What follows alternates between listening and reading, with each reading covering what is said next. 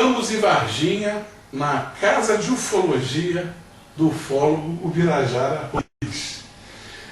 Nós viemos aqui hoje bater um papo com o Bira e conversar com ele sobre ufologia. E a primeira pergunta que eu vou fazer para o Bira é exatamente a seguinte: Ubirajara, por que e como e por que você decidiu então entrar na ufologia? Eu decidi entrar na ufologia, acho que pelas mesmas razões que levam qualquer pessoa a pesquisar, a estudar, a se dedicar a qualquer tipo de assunto. Uma questão de curiosidade, mais nada. Todo o caminho do conhecimento começa com o fascínio, com a admiração, com a curiosidade e fascinado com as histórias, com os depoimentos, com os artigos, com os livros, enfim, com o mundo da ufologia, resolvi me dedicar a ele há cerca de 40 anos. Portanto, uma questão exclusivamente de interesse cultural, de interesse pessoal mesmo, de aquisição de conhecimento. Ubirajara, você, em toda a sua vida de pesquisa, você ficou sempre aqui na região do sul de Minas ou você pesquisou outros casos fora aqui do sul de Minas? Não. É claro que um dos métodos com os quais nós devemos contar na busca de um conhecimento qualquer é exatamente trilhar por aqueles que já nos oferecem pesquisas, resultados delas, nos oferecem aí informações valiosas. Daí que nós lemos, pensamos sobre casos do exterior, das opiniões de pesquisadores de vários países, de pesquisadores brasileiros, de colegas. Isso é um dos meios que nós utilizamos para buscar um conhecimento qualquer. Nós vamos fazer um artigo, por exemplo, nós vamos buscar aí a bibliografia, vamos buscar um referencial teórico. Com relação às informações, dá-se da mesma forma. Então a gente fica conhecendo, pode raciocinar em cima de casos no Brasil, no restante do país e no exterior, exatamente por isso, em virtude das divulgações, das informações dadas por terceiros. Eu me dediquei particularmente àquilo que se chama pesquisa de campo, se é que foi uma pesquisa de campo metodologicamente correta, mas realmente no sul de Minas, em várias cidades nesses últimos quase 40 anos. Mas outros casos a gente tomou conhecimento com a troca de ideias e com acesso ao conhecimento passado por terceiros. Tá certo. Aqui no sul de Minas, de todos os casos que você pesquisou, o que você mais encontrou assim em termos de caso? Luzes, seres, naves, o que você ouviu em termos de relatos? O que você ouviu mais em termos de pesquisa? Claro que relatos, o maior número deles é mesmo de luzes e objetos alegadamente luminosos e estranhos. É bom que se esclareça desde o plano, que todo mundo sabe, que o pesquisador vai fazer uma filtragem disso tudo. Tentar ver ou se aproximar o máximo possível daquilo que realmente a pessoa possa ter avistado e ela confundiu com aquilo que para ela seria um objeto voador não identificado. Agora, o maior número de relatos é de fato de objetos luminosos, geralmente noturnos. Enquanto o direcionamento do meu interesse foi mais em torno das chamadas abduções, que eu pude pesquisar até hoje.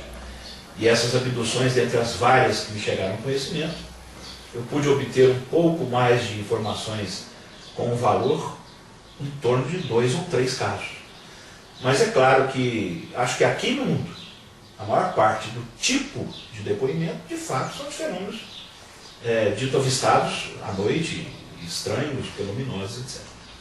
De todos esses casos que você pesquisou aqui no sul de Minas, você encontrou muitos casos do que o povo aqui diz que é a mãe do ouro. Nós sabemos que a ciência até hoje não apresentou um trabalho decente sobre isso.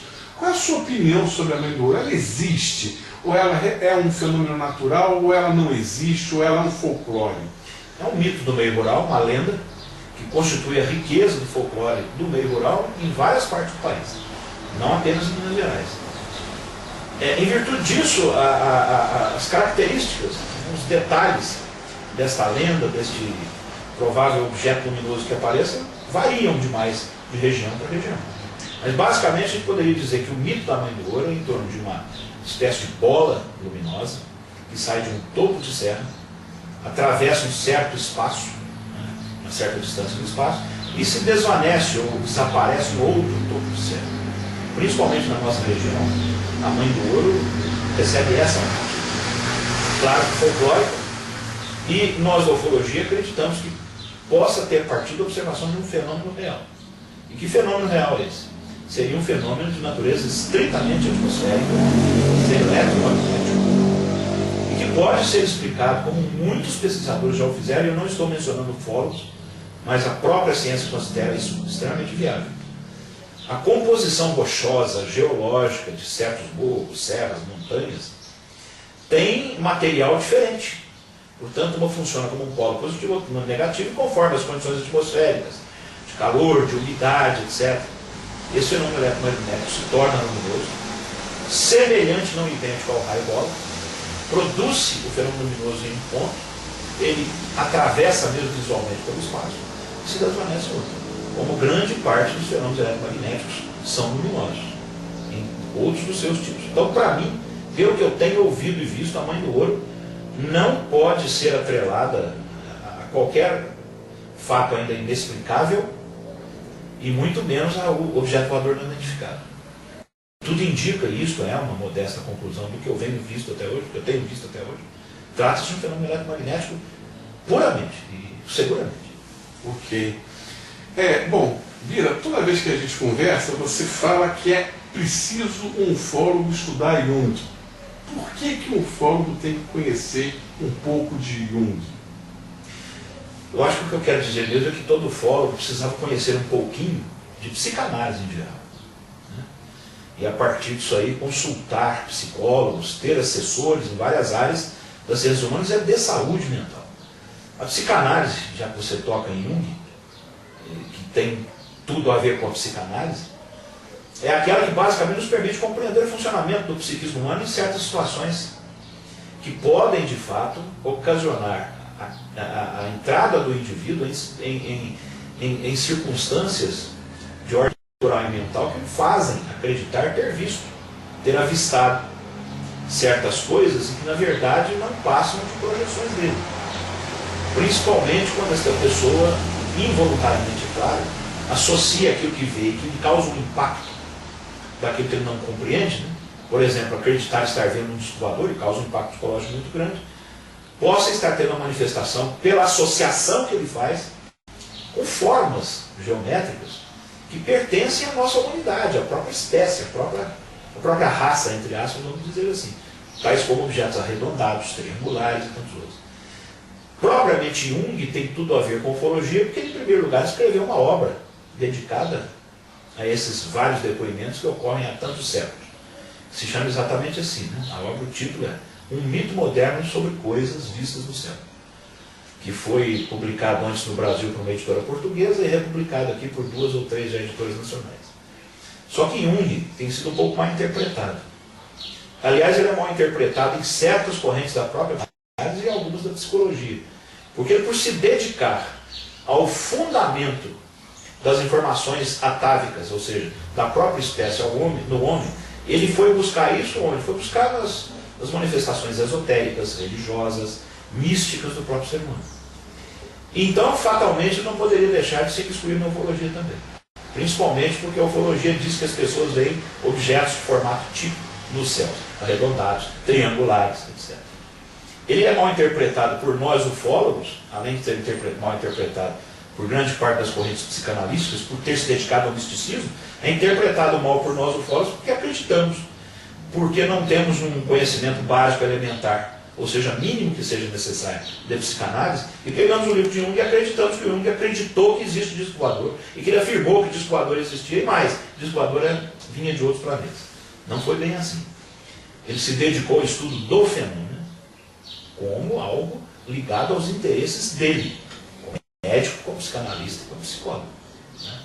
Então, Jung é importante ser estudado, para a gente resumir um pouco, porque eu já me alonguei nesse ponto, para que a gente possa ter um mínimo de discernimento de um avistamento narrado por alguém, possa ter como fundamento uma questão meramente psíquica, emocional, de ordem psicológica, eu diria, e que na maior parte das vezes eu me arvoro a dizer que é o que realmente acontece, ou seja, a não observação de um fenômeno concreto material. Bira, eu vou te fazer uma pergunta bem genérica, também ligada à psicanálise. Você, por exemplo, acredita que existe a possibilidade de uma testemunha que diz que sofreu uma abdução, ela estar delirando? Recentemente eu conversei com eu considero uma mestra, aquela mestra sob todos os pontos de vista, que é a doutora PhD Lilian Ribeiro Conde, que é um dos ícones da nossa universidade, psicóloga, psicanalista reconhecidíssimo, com artigos publicados inclusive em revistas muito sérias de credibilidade brasileiras do exterior. Quando eu simplesmente disse a ela, há pessoas, há céticos, há pesquisadores, que dizem que um caso de abdução pode ser simplesmente, digamos, atrelado a um abuso sexual que essa pessoa teve na infância, por pessoas próximas. Ela falou, olha, às vezes fazermos certas afirmações, sem ter um conhecimento de causa em área científica, podem ser mais absurdas e fantasiosas do que aquelas que vocês ufólogos dão às vezes, dizendo que são seres de outro planeta, etc. Ela é uma cética com relação à ufologia. Eu já tinha ouvido isso antes várias vezes na minha vida, mas vindo dela, despertou mais ainda. Para que se possa afirmar, se fazer uma análise de uma pessoa, e se afirmar se ela está delirando, se teve um estado delirante, ou se teve alguma circunstância nela na vida que provoca delírios, não é fácil assim. Às vezes a pessoa se submete a 10 anos de análise. E aí nós já caímos no campo do psicólogo, não é nem mais do psicanalista, né? Da psicologia clínica, e posteriormente a isso, inevitavelmente, o campo da psiquiatria, para que se possa fazer uma afirmação desse tipo. Agora, o que não se pode descartar, por outro lado, é pela famosa casuística, a questão da comparação de sintomas, de coincidências de manifestações, em que você encontre, por vezes, abduzidos, que demonstrem nitidamente, como os outros já demonstraram, que realmente tiveram uma espécie de visão, muitas vezes alucinações, outras vezes visões ligadas ao mesmo tipo de delírio que certos psicóticos ou surtados têm.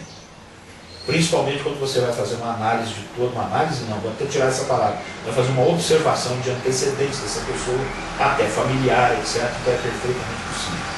Só que nesse ponto eu volto a dizer, eis o tipo da coisa que o ufólogo não pode lidar com ela sozinho, no caso das abduções. O ufólogo, para lidar com uma abdução, ele tem que necessariamente ter a assessoria de um psicólogo, no mínimo. Não é nem de um psicanalista, talvez. E muitas das vezes, se não em todas as vezes, de um psiquiatra.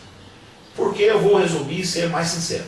A maior parte das abduções que a gente vê, geralmente estão mesmo demonstrando que não passou de algo projetado pela própria pessoa em virtude de distúrbios de ordem psíquica.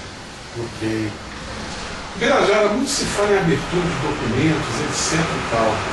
Não vai entrar na questão de se vai abrir ou se não vai abrir.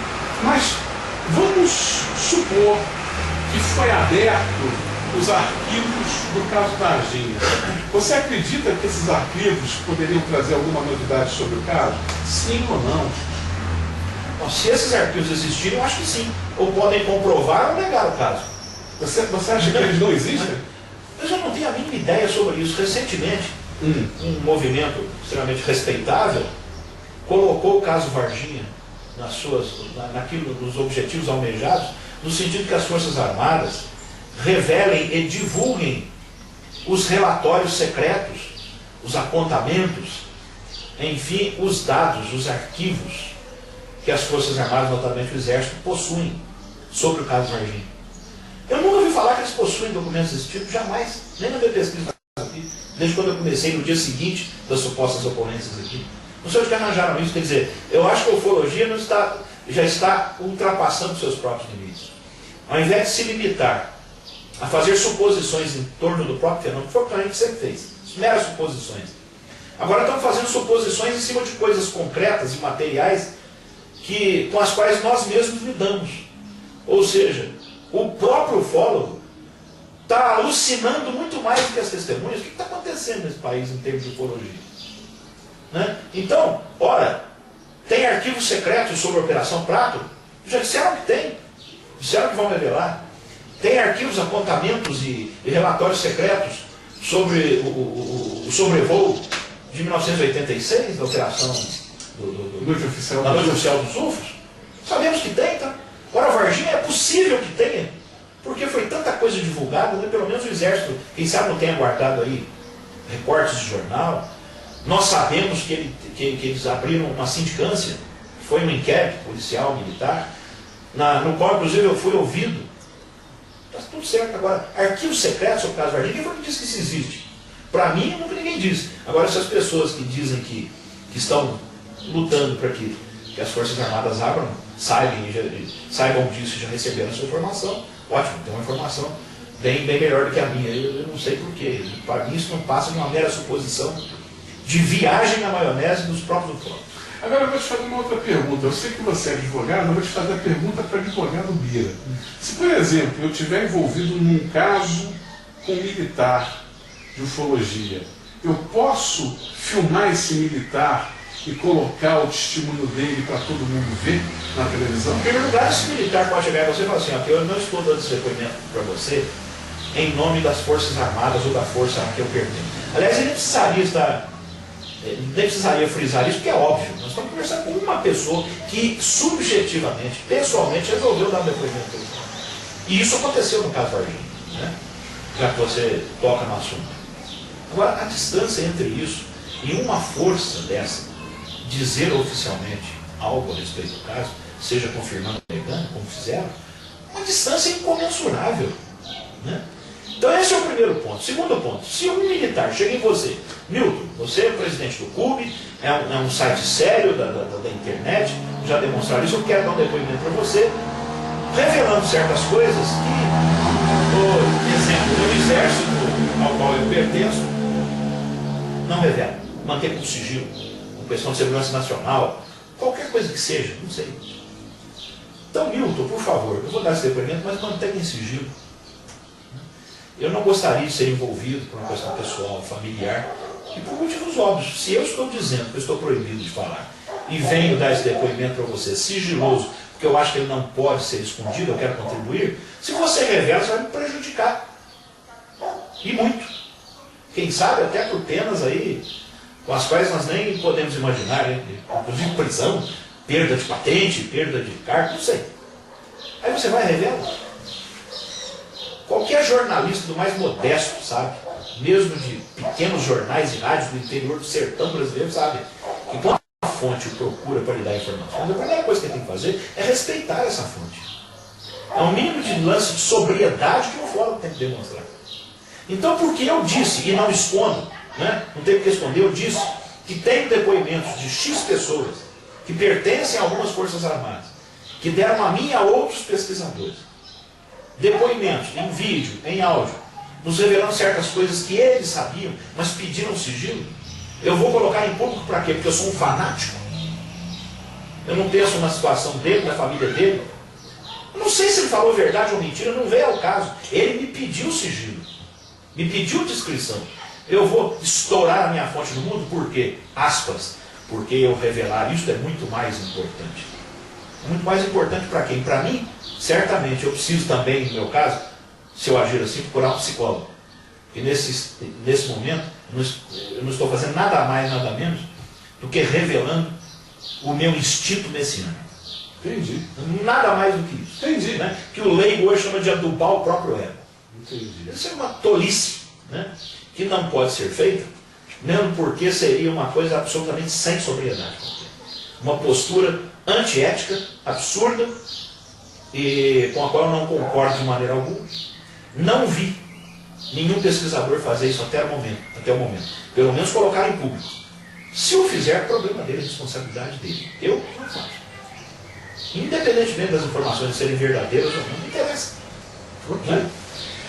Bom, perguntaria para você, de todos os casos da ufologia mundial, brasileira, etc., tudo, qual que mais te impressiona? Qual o caso que mais te impressionou? E por quê? Eu vou pegar a ufologia em si. Ufologia em si. Você, por várias ocasiões, no seu site, em palestras, em conversas, cita o caso da Bélgica, cita o caso da Noite Oficial dos UFOs, e mais um ou dois, e eu estou de pleno acordo, são casos realmente interessantíssimos e que têm que ser sempre considerados por nós, né, como aqueles que são pontos que a gente deve buscar dados que eventualmente possam confirmar algo com o qual ainda nós não sonhamos.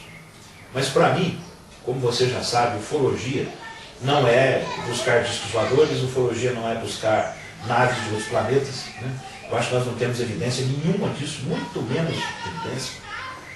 Eu acho que o ufólogo trabalha com um fenômeno. Que fenômeno é esse? Acontecimentos que, como nós acabamos de dizer, podem estar envolvendo simplesmente a situação pessoal de cada um, o estado psíquico dos indivíduos, questões sociológicas, folclóricas. Para mim isso já é de uma riqueza muito grande, que é o que me estimula a continuar pesquisando. Então, se foram casos que aconteceram materialmente, fisicamente ou não, nem me interessa mais. Mas em si as características da história que cercam o caso. Então eu vou citar um que eu sempre cito, sem nenhuma novidade. Um caso que envolve depoimentos, né, narrativas de objetos luminosos, efeitos físicos, efeitos atmosféricos, efeitos fisiológicos, seres, entre aspas, de diversas compleições alegadamente avistados, mensagens em si, etc. Que para mim é o caso de ufologia mais espetacular da história, que nunca existiu outro antes, nem existirá depois, talvez. Mas repito, não estou afirmando que ele aconteceu em termos ufológicos, mas o mundo que envolve todo o enredo desse caso. A aparição de Nossa Senhora de Fátima de 1917.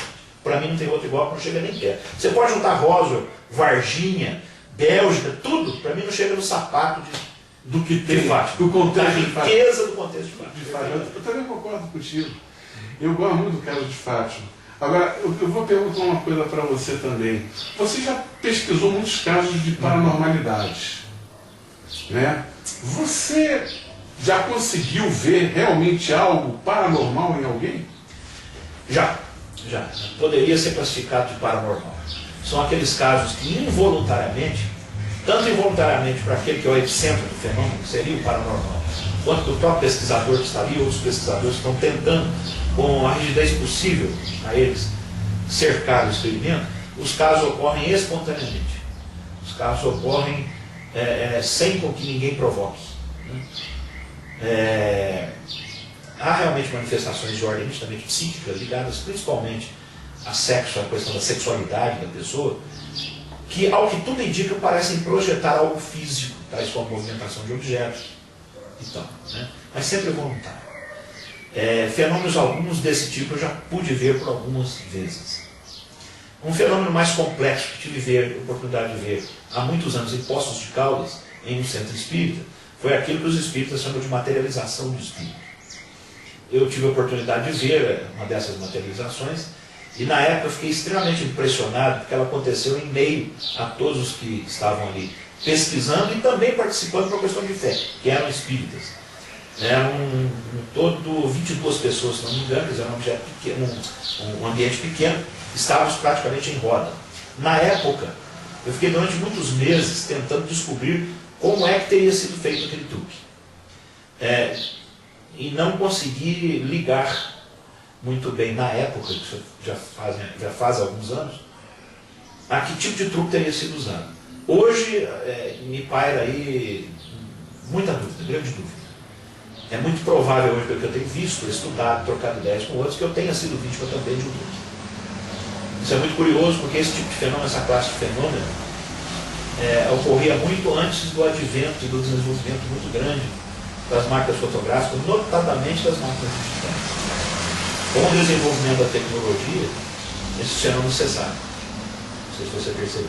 Muito raro você hoje em dia falar em fenômeno de materialização do espírito. Aí você conversa com as pessoas que são da área espírita, claro, extremamente respeitável, né, de nossa parte. Eles afirmam alguns afirmam, porque os espíritos faziam isso em uma certa época, porque tinha uma razão de ser, para convencer, para chamar a atenção para a seriedade desse outro plano, né, desse outro mundo. E atualmente eles receberam ordens para parar com isso até segunda ordem. A mim me parece assim uma desculpa involuntária também, é claro, né, e sincera, contra exatamente a falta de explicação do porquê que o fenômeno cessou. Que para mim cessou por isso. Né? Hoje você flagrar um truque de materialização é muito fácil.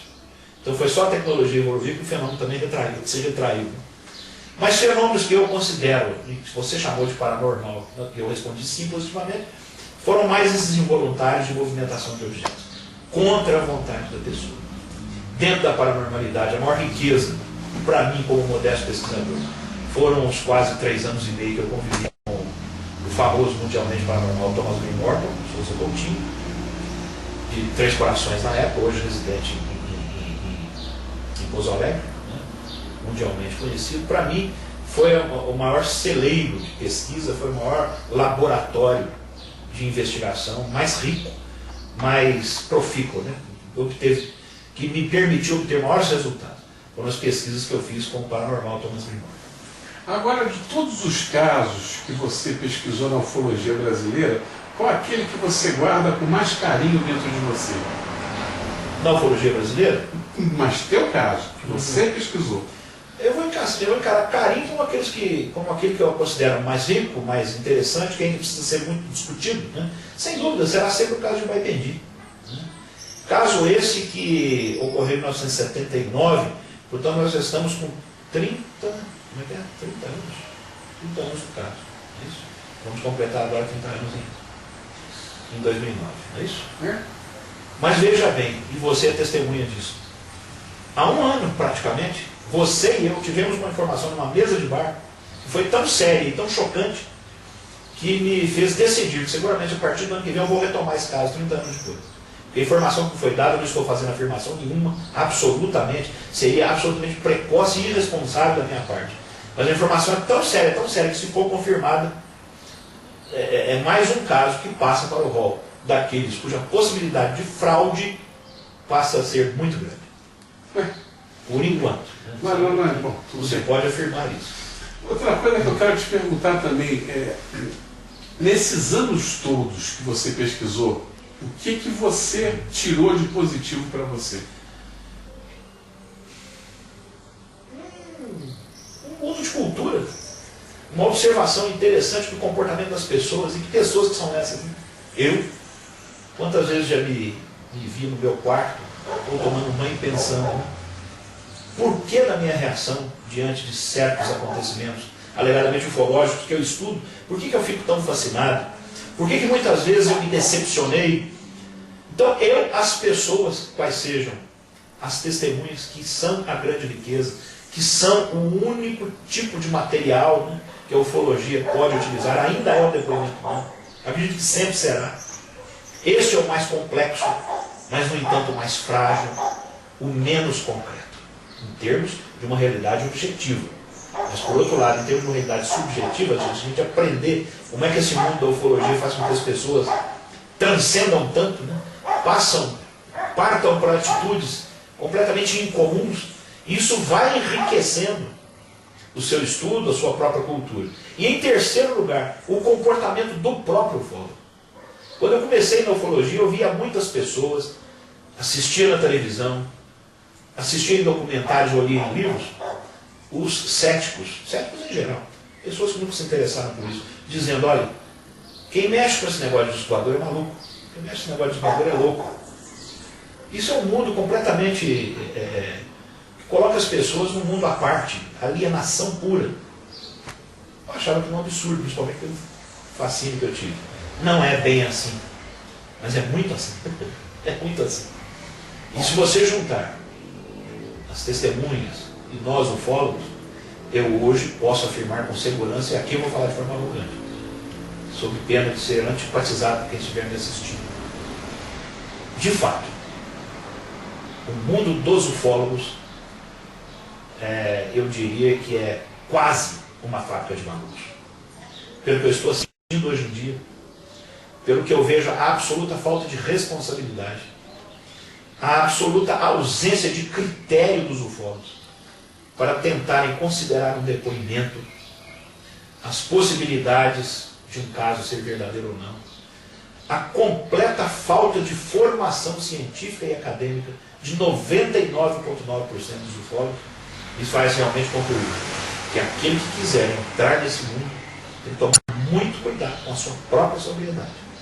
Porque, de fato, o que nós temos visto por aí é a divulgação de afirmações absolutamente insensatas. Essa é a palavra. Ok. Bom, recentemente você está mexendo com fotografia. você... Como é que é esse trabalho que você está fazendo? Eu sempre mexi com fotografia, só que eu nunca me arvorei a dizer que sou um analista de fotografia ufológica. Né? Sempre gostei. Desde a época do filme, já podemos falar assim, até agora com as máquinas digitais. Acho que todo ufólogo deveria fazer isso, como eu faço. Eu não sou nenhum expert, não sou nenhum especialista em fotografia, que é isso, longe de mim. Não sou fotógrafo profissional. Mas é a outra área que o ufólogo tem que ter um mínimo também de conhecimento, em virtude do grande número de fotografias ufológicas hoje que nos chegam ao conhecimento. Você é um exemplo vivo disso. Dezenas de fotos por mês, acredito. Exatamente porque todo mundo hoje tem uma máquina fotográfica digital. No mínimo no celular. Então o sujeito sai fotografando tudo. Ele vê aquele poste ali, ele fotografa, ele vê esse banco, ele fotografa, e em meio a essas imagens registradas, sempre saem objetos que a pessoa não notou na hora, que eram inesperados, e vai achar que é algo estranho, como na maior parte das fotos hoje a gente vê. Sempre confirmando cada vez mais. Quanto mais o tempo passa, mais os fenômenos ufológicos vão nos esvaindo pelos dedos, mais os fenômenos ufológicos vão recebendo explicações que antes nós não tínhamos. Ou seja, não são ufológicos. A fotografia é um exemplo disso. Fotografia ufológica não é prova de absolutamente nada. Nenhuma na minha opinião. Tá bom.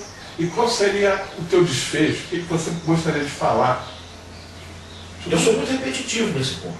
Sempre quando eu tenho a oportunidade que você me dá, eu me arvoro também a não dar conselho, mas uma sugestão ao iniciante, ou aquele que tem pouco tempo no assunto. Estude ciência. Ciência. Só uma maneira de homem compreender aquilo que ocorre no meio dele. E ufologia ocorre no nosso meio. Chama-se ciência. E como é que se faz ciência? Através do estudo organizado. Onde se faz o estudo organizado? No meio acadêmico, nas universidades, nas faculdades. Leia, estude, pare de transcendências. Sócrates fez isso no século IV ou VI, antes de Cristo, não sei.